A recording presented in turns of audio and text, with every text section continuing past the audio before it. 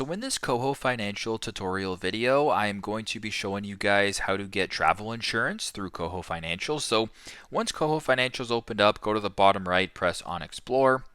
Once you're here, so you may be at the top like this, scroll all the way down to the bottom to where it says Lifestyle, and then the little icon where there's the airplane and it says Travel Insurance, go ahead and select that.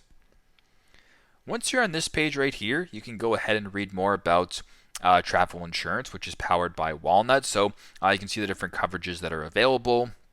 The trip cancellation and trip interruption insurance, accidental death and disbursement insurance, baggage insurance, rental car protection, the lowest price for you in this case starting at $20, as well as some FAQs. And if this looks good to you and you want to proceed, go to the bottom and press unlock.